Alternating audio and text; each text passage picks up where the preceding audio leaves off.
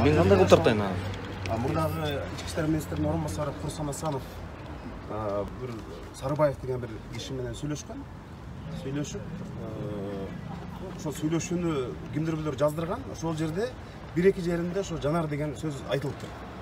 Мына ошону негиз кылып, азыр Асановду кече камакка алышкан. Анын адвокаты чыгып мага айтты, ошо эртең сени чакырат. Анткени силерди ошол бийликти күч менен басып алуу камданып атышат деген айып коюу аракетин көрүп атышат деп. Мен абдан таң калдым, анткени кантип ошол YouTube'тагы бир белгисиз же түшүнүксүз, абдан сабатсыз видео үчүн бийликти басып алуу аракети деген бир кине коюшу мүмкүн. Бул абдан таң калыштуу, анан күлкүлүү. Эми бул ошол үчүн адамдардын, саясатчылардын тагдырын чечсе, мындай түшүнүксүз да. Ошондуктан мен ишенип турам, эми күч органдары анчалык бир мындай чоң катачылыкка жол бербесе керек.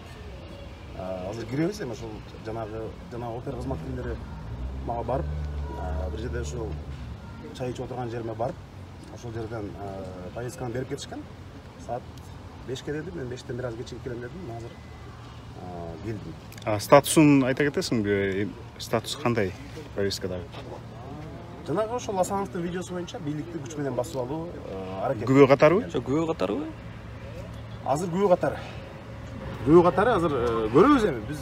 Мен ойлойм, суроолоруна ачык жана так жооп бере алам. Анткени мен эч качан ушул бирөө жарым менен саясатчылар менен жолугуп, бийликти күч менен басып алабыз, анан урал жарап табабыз деген ой бизде таптакыр болгон эмес. Курсан Асановду акыркы жолу мен кече эртең менен адвокат менен үчөөбүз жолукканбыз. Анткени жанагы видео чыккандан кийин мен өзүм издеп Курсан Асановду таптым. Анан ал киши дагы абдан таң калды да. Февраль айынын ортосубу же башындагы ошол бирөө Кудай кылып же Куран окуткан учурда бир Курсан Асанов менен учурашкан. Андан бери ал киши менен жолугушуп, кандайдыр бир шайлоо же бир эмелерди талкуулаган эмеспиз, бир дагы жок. Бул эми өтө мындай бир мага бүтүс анан таң калыштуу окуя болуп атат да. Адам менен жолукпасаң, сүйлөшпөсөң, же катышып, ал менен бир жолугуп, же мен ага телефон чалган күндөрүм эстеп чыкты. Мен азыр мына Мегакомго запрос берейин деп атам. Асанов менен мен сүйлөшкөнүм чынбы, же чын эмеспи деп. Анткени мен же адамга телефон чалбасам керек болсо. Анан кантип мен бийликти бир басып алуу аракетин деп атат, мен түшүнбөйм. Бул суракты мен уктум азыр Алтынбек Сулайманов чакырылганын. Анан ушундай эле кече бир жана маданият ишмерлери деп айтып атышат, ошол бирөөлөр кат жазыптыр деп. Бирок ошонун негизинде деп. Мен бир канча саясатчылар менен шайлоого байланыштуу көп эле жолугуп жүрөм.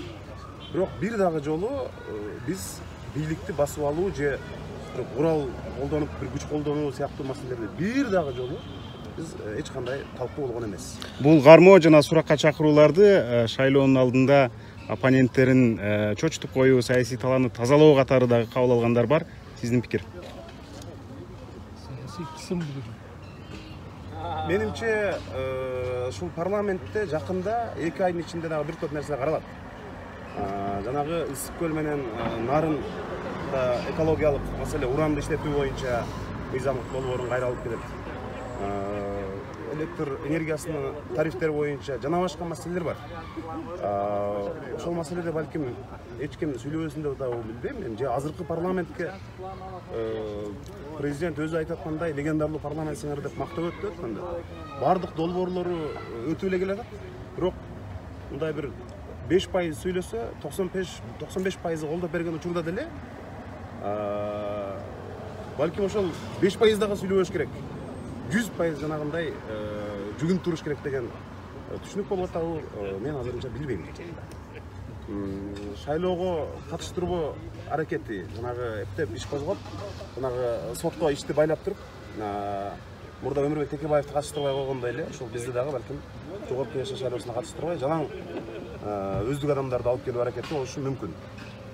Бирок биз албетте буга макул эмеспиз, анткени бул эми мындай таптакыр чындыкка дал келбеген ушак, мындай эч бир негизсиз да, мындай акылга сыйгыс нерсе да. Анткени ошол бир көчөдөгү элестетиңиз эми, могул жерде экөө киши сиз жөнүндө сүйлөштү деп туруп алып барып, сизди биз ушинтип суракка чакырып, анан ар кандай бир оор айыптарды коюп атса, бул билбейм, Кыргызстандан биз баягы эркин, таза, адилеттүү мамлекет курабыз деген ниетибизден кайтпашыбыз керек.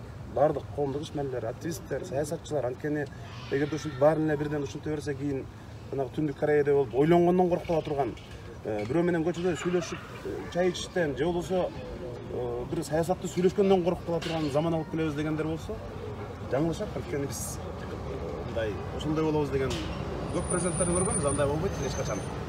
Ошон үчүн кирип азыр мен суроолорго ачык жана так жооп бергенге даярмын. Мен дагы бир жолу айтып коеюн, бизде эч кандай бийликти басып алуу аракети болгон эмес. Бир гана мыйзамдуу жол бар, бул шайлоо. Кыргызстан тарыхында кимдер бийликти басып алабыз деп аракет кылганын, элди котолотуп ак үйгө алып баргандарды, жанагындай элдик толкундоолорду, жаштардын жанагы адилеттик орнотобуз, таза шайлоо өткөрөбүз деген бир жигердүү жаштардын демин, кадамын кимдер пайдаланып кеткенин, кимдер чын эле бийликти басып алганын 6 миллиондон ашуун кыргыз эли баардыгы жакшы билет.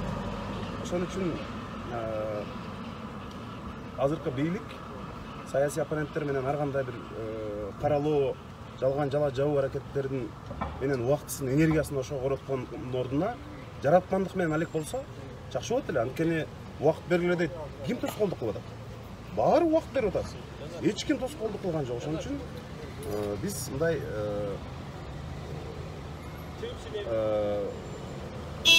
мүмкүнчүлүктөрдү берип атабыз. Рахмат азыр. Чай азыр. Жакшы, рахмат. Мынакей бул жакта журналисттер бар экен. Чыга албайсыңарбы ары? Процессти чагылдырып жатышат.